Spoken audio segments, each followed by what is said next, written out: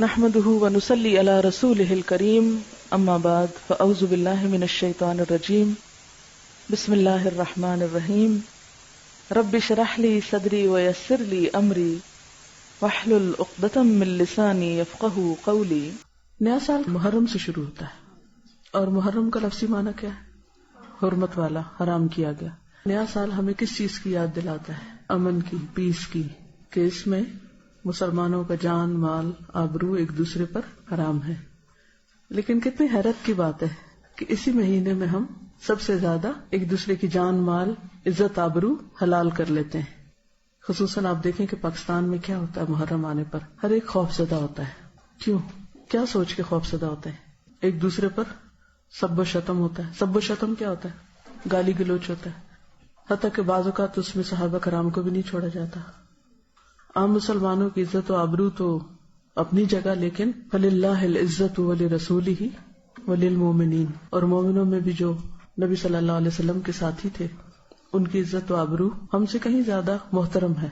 تو یہ بڑی دکھ اور تکلیف کی بات ہے کہ اس مہینے میں اور اسلامی سال کے آغاز میں جس چیز سے ہمیں سب سے زیادہ پرہیز کرنا چاہیے اور جس سے رکنا چاہیے ہم وہی کرنے لگتے ہیں. عزت و آبرو کے بعد جان، مال، املاک، وہ سب بھی آپ کے سامنے. اس کی کیا وجہ ہے؟ لوگوں کے پاس علم نہیں. بعض اوقات علم ہوتا ہے لیکن پھر کیا چیز ہوتی ہے کہ عمل نہیں ہوتا. علم اور عمل کے بیچ میں ایک اور چیز ہوتی ہے اور وہ ہے تقویٰ، اللہ کا ڈر. جس علم کے ساتھ اللہ کا ڈر نہیں آتا، تقویٰ نہیں آتا، وہ علم عمل میں نہیں بدلتا. اسی لیے آپ دیکھیں کہ قرآن مجید کے شروع میں شرط لگا دی گئی. کیا؟ ذالک الکتاب لا ریب فیہ ھدی للمتقین، یہ کتاب متقین کو ہدایت دے گی. یعنی جس کے دل میں اللہ کا ڈر ہوگا اس کو ہدایت ملے گی اس کتاب سے. اور ہدایت کا معنی آپ کو معلوم ہے نا، کسی کو راہ دکھانا اور اس پر چلانا اور منزل تک پہنچانا. کتاب کھولنے سے راہ تو نظر آتی ہے لیکن اس پہ چلنا اور پھر منزل تک پہنچنا یہ صرف اس وقت ہوتا ہے جب انسان کے اندر کیا ہوتا ہے؟ تقویٰ، اللہ کا ڈر. اللہ کا ڈر ایسی چیز ہے کہ انسان چاہے سب لوگوں کے بیچ میں ہو، چاہے وہ تنہا ہو، دن میں ہو یا رات میں ہو، اندھیرے میں ہو یا روشنی میں ہو، کہیں بھی ہو، وہ حرام سے بچتا ہے، وہ غلط چیزوں سے بچتا ہے، وہ اللہ کی نافرمانی سے بچتا ہے. محرم سے پہلے کیا ہوتا ہے؟ ذوالحج. ذوالحج کس بات کی یاد دہانی کراتا ہے؟ آخرت کی اور قربانی کی. کس کی قربانی؟ ابراہیم علیہ السلام اور اسماعیل علیہ السلام کی قربانیوں کی یاد، ان کی اطاعت، فرما برداری اور اخلاص. اسی کی وجہ سے اللہ نے ان کو وہ گھر بنانے کی توفیق دی اور پھر لوگوں کو اس کی طرف مائل کیا اور لوگوں کے لیے خیر و بھلائی کا ذریعہ بنا دیا اس کو. قربانیوں کا یہ سلسلہ چلتا رہا. پھر یہ قربانیاں اور کس نے دی؟ مختلف انبیاء کے علاوہ خاص طور پر نبی صلی اللہ علیہ وسلم نے. نبی صلی اللہ علیہ وسلم نے کون کون سی قربانیاں کی تھی؟ گھر کی کیا کی تھی؟ ہجرت کب ہوئی تھی؟ نبوت کے 13ویں سال. مہینہ کون سا تھا؟ اسلامی کیلنڈر کا آغاز محرم سے کیوں ہوتا ہے؟ اس کی خاص وجہ کیا تھی؟ کیونکہ ہجرت ہوئی تھی. ہجرت سے ہی تو آغاز ہوا تھا اسلامی کیلنڈر کا. لیکن آپ نے دیکھا کہ شیطان نے ہمارا دھیان کس طرف کروا دیا. محرم کا لفظ آتے ہی ہمارا سارا خیال، سوچ اور پورے کا پورا ایک ماحول بدل جاتا ہے. کسی کو ہجرت یاد آتی؟ نہیں آتی نا. محرم کے ساتھ ہجرت کا کوئی کانسیپٹ ہی نہیں رہا. محرم کے ساتھ عزت آبرو کی حفاظت اور عزت آبرو کے خیال رکھنے کی بات ہی نہیں، سوچ ہی نہیں. کیسے شیطان نے بھلوایا ہم کو سب کچھ. اسلام کی اصل روح اور اس کا ایسنس وہ ختم ہو کے رہ گیا اور ہم کچھ اور ہی کرنے چل پڑے جس کا ذکر نہ قرآن میں ہے نہ سنت میں. اور ہم سب اس پہ راضی اور ہم دیکھتے ہیں اپنی آنکھوں سے اور سنتے ہیں اور کوئی بھی نہیں سوچتا کہ ہم سب کیا کر رہے ہیں. بحیثیت قوم کیا کر رہے ہیں، بحیثیت فرد کیا کر رہے ہیں، بحیثیت خاندان کے کیا کر رہے ہیں. تو سوچنا چاہیے نا. اللہ نے ہم کو عقل دی ہے نا، مسلمان بنایا، عقل دی، شعور دیا. انسان اور جانور میں سب سے بڑا فرق یہ ہے کہ انسان عقل استعمال کرتا ہے، باشعور ہوتا ہے. لہذا محرم جہاں حرمت کا سبق دیتا ہے وہاں ہجرت کا سبق دیتا ہے. ہجرت کی یاد دلاتا ہے۔ نبی صلی اللہ علیہ وسلم نے ہجرت کیوں کی تھی؟ دین کی خاطر، اپنا گھر، جان، مال، ہر چیز کی قربانی کی تھی۔ ہجرت قربانی ہے نا، ذوالحج میں بھی قربانی اور محرم بھی قربانی۔ لیکن ہم سب بڑے مقاصد اور بڑے مقام پانے کے لیے کتنی قربانیاں کرتے ہیں؟ کس کس چیز کی؟ ہم حضرت ابراہیم کی قربانیاں پڑھتے ہیں، ہم حضرت اسماعیل کی قربانی پڑھتے ہیں، ہم حضور صلی اللہ علیہ وسلم کی قربانیاں پڑھتے ہیں۔ ذرا ایک لسٹ اپنی قربانی کو بھی بنائیے، آپ نے کیا کیا قربان کیا، کس کس چیز کو قربان کیا؟ ہجرت صرف کسی جگہ کے چھوڑ دینے کا نام نہیں، تو ہجرت صرف ایک جگہ سے دوسری جگہ جانے کا نام نہیں، اور صرف تھوڑا سا وقت یا مال یا جان قربان کرنے کا نام نہیں، بلکہ ہجرت ہر اس چیز کو چھوڑنے کا نام ہے جو اللہ اور بندے کے درمیان دوری پیدا کرے۔ ٹھیک ہے نا؟ اب آپ خود دیکھیے وہ کون سی چیزیں ہیں جو آپ اور آپ کے رب کے بیچ میں، رب کی یاد میں، اس کے ذکر میں رکاوٹ پیدا کرتی ہیں۔ صبح سے آغاز کیجئے، نیند، ہم سے کب پیار ہے، نیند تمہیں پیاری ہے، کس قدر گراں تم پہ صبح کی بیداری ہے۔ تو نیند کو قربان کرنا، نیند کو چھوڑنا، تاکہ ہم وقت کے اندر نماز پڑھ سکیں، اور اس کی ذمہ داری خود لینا، یہ نہیں کہ ہم دوسروں پہ ڈال دیں آپ ہمیں جگا دیں۔ گھروں میں مائیں بیچاری ہلکان ہوتی رہتی ہیں، ایک دفعہ، دو دفعہ، تین دفعہ دروازے ناک ہو رہے ہیں، ہلا رہے ہیں، جگا رہے ہیں۔ کیا واقعی ابھی تک ہم بچے ہیں کہ کوئی ہم کو جگائے؟ ہمیں اپنی ذمہ داری اب خود نہیں لینی چاہیے؟ لینی چاہیے نا، خود جاگنا چاہیے نا۔ یا ہمارے پاس کوئی جواز ہے نہ جاگنے کا؟ نہیں ہے نا، کوئی بھی نہیں ہے۔ کوئی یہ نہیں کہہ سکتا میرے پاس الارم کلاک نہیں۔ پہلے تو لوگوں کے پاس کوئی ایسی گھڑیاں نہیں ہوتی تھی، وہ کیسے جاگتے تھے؟ ایمان کے بل پہ جاگتے تھے نا۔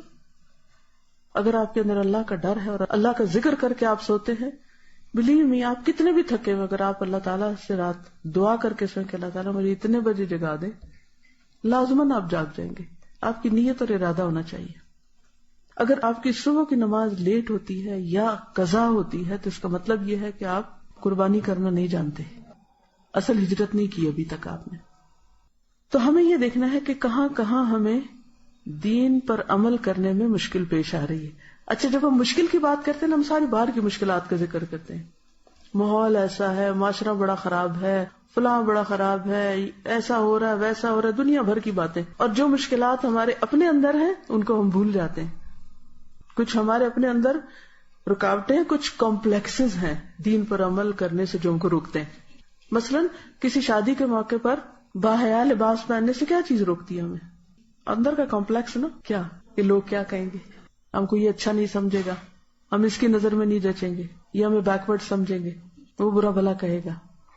تو یہ لوگ تو باتیں کرتے رہتے ہیں، لوگوں کی باتیں تو باتیں ہی ہوتی ہیں۔ اصل بات یہ ہے کہ ہم کہاں کھڑے ہیں، ہم نے کیا فیصلہ کیا، ہم نے کیا ڈیسائیڈ کیا ہے۔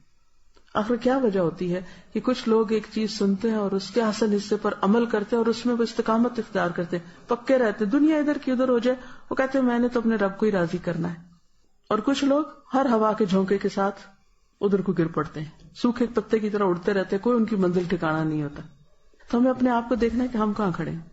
بعض اوقات ہمیں شیطان دھوکہ دیتا ہے، تم نے تو اب حجاب بھی کر لیا ہے اور تم تو اب نماز بھی 5 وقت پڑھنے لگ گئی ہو، اب تو تم بڑی نیک ہو گئی ہو۔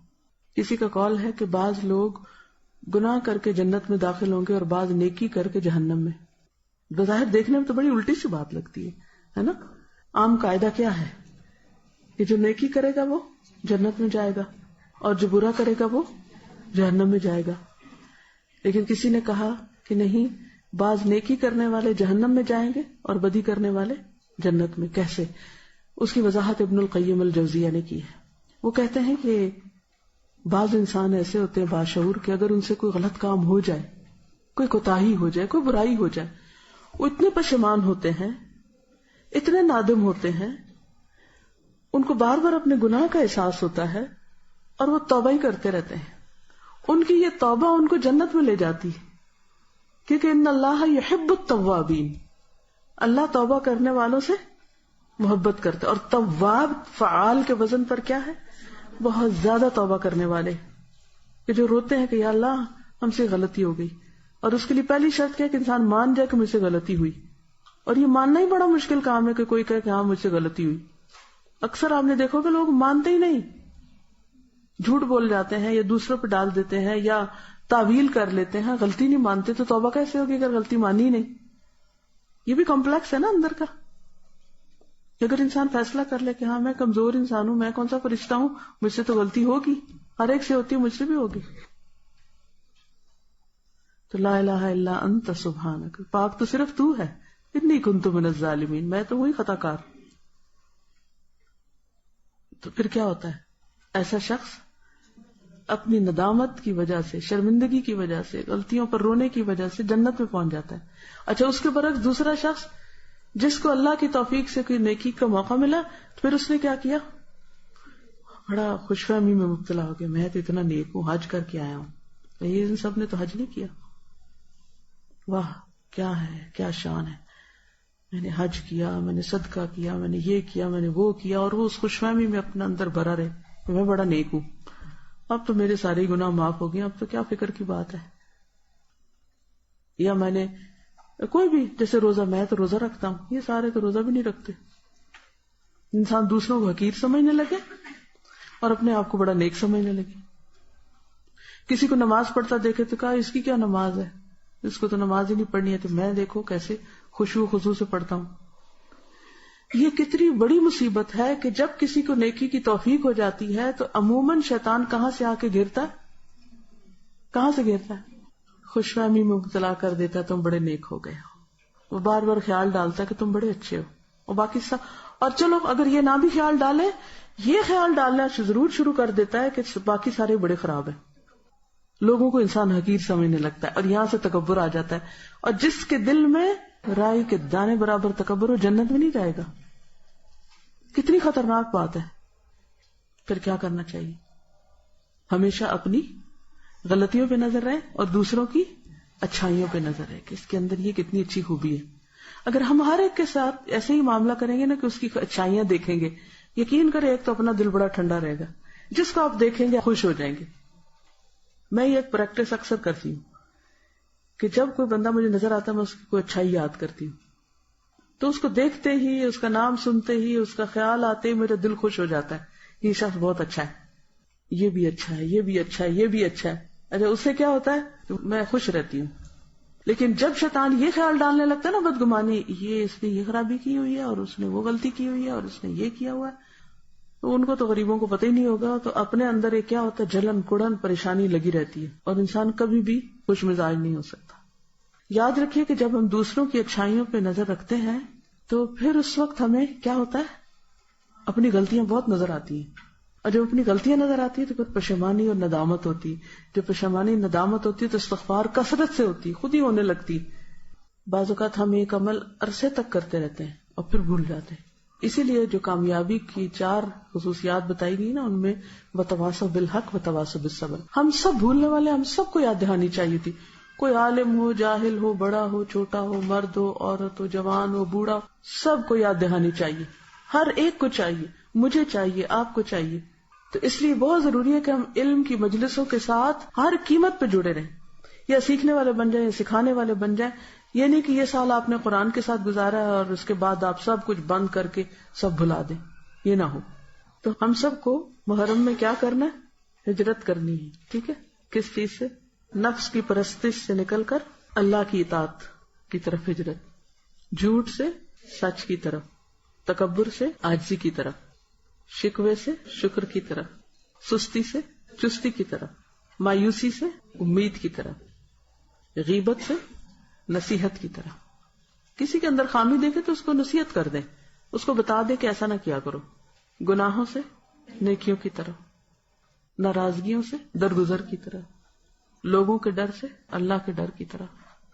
تو ہم اپنے اس سال کے گول اور ٹارگٹ مقرر کر لیتے ہیں کہ میں کیا کروں گی، اپنے وقت کا صحیح استعمال کروں گی. بچوں کو بٹھا کر صحابہ کرام کی اچھی باتیں اور اچھی چیزیں، سب سے پہلے تو یہ سبق سکھائیں کہ محرم کا مطلب کیا ہے، اور پھر ہمیں کس طرح دوسروں کی عزت احترام کرنا چاہیے، اور اللہ، رسول اور مومنین کی عزت کیا ہے، اور جن سے اللہ راضی ہو گیا ان کے بارے میں ہمیں کیا کرنا چاہیے. آپ دیکھیے یہ جو حرمت ہوتی ہے نا کسی کی عزت، یہ ایسی چیز ہے کہ اگر ایک کی ٹوٹے نا تو لڑی ٹوٹ جاتی ہے، اب سب کی ٹوٹنے لگتی ہے. اگر صحابہ کرام کی عزت نہ کی ہم نے، کسی اور کی کوئی کرے گا، ماں باپ کی کوئی کرے گا، بہن بھائیوں کی کرے گا، استادوں کی کرے گا، بزرگوں کی کرے گا، بوڑھوں کی، کسی کی بھی پھر نہیں رہتی.